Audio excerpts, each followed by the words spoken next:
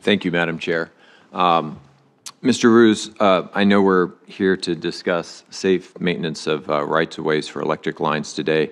I think it's an incredibly important issue. I want to especially thank the Chair and the Ranking Member for the work that they've put into the existing language in the energy bill. I think we're making good progress on this. However, with yesterday's news about the Secretary's recommendations to the President regarding national monuments, including 2 BLM monuments in New Mexico, I have to take the opportunity to raise a couple of questions with you.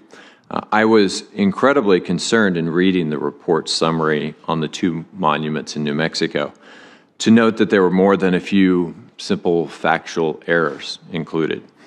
For example, there's a claim that roads have been closed in Rio Grande del Norte National Monument. I confirmed with BLM staff that that's not accurate, and that ranchers have stopped ranching there because of those non-existing road closures. Also not true. The report says that the Oregon Mountains Desert Peaks National Monument is on or abuts the U.S.-Mexico border. That's also not true because on the recommendation of the U.S. Customs and Border Patrol, the boundary of the monument was actually established 5 miles north of the international border, actually north of New Mexico 9. Finally, it says that both proclamations need to be amended to protect hunting and fishing rights when nothing could be further from the truth. I have had the opportunity, in fact, to hunt everything from Mearns quail to javelina in the Oregon Mountains Desert Peaks National Monument. In addition, Peterson's Hunting Magazine just last month listed that monument as one of the top 10 public land destination hunts in the nation for quail. As for the Rio Grande del Norte, I confirmed this morning with the largest membership sportsmen's organization in New Mexico that hunting and fishing access have actually improved post-monument designation, and that the monument even hosts a bighorn sheep hunt that did not exist before the monument designation. These are some pretty basic facts to get wrong. So I have to ask you, were the local BLM staff who actually manage these 2 monuments on the ground on a daily basis consulted by the Secretary's office regarding the facts on the ground in these monuments that they manage as part of that secretarial process?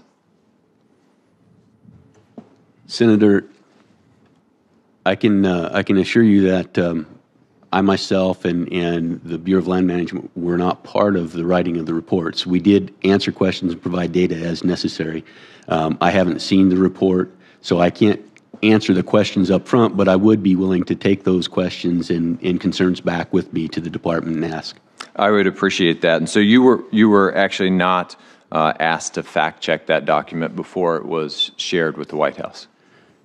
Correct, Senator. We provided information as requested, and again, that's the limit of our involvement. The Secretary's office might ask you a specific question, but you were not given an opportunity to review that document for accuracy. Correct. Okay. So there's no way for you to know the sources of inaccurate facts in that report? Correct, sir. Okay. Do you have any idea if there's going to be a process to correct factual errors in that report and potentially change recommendations based on inaccurate information? Again, Senator, I am not involved with the development of the report, but my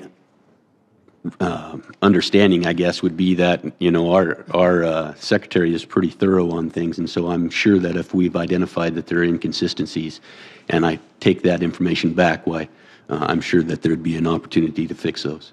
I look forward to putting together a fact sheet that is more consistent with the conditions on the ground. I'll be happy to share that with you so that you can take it back to the Secretary.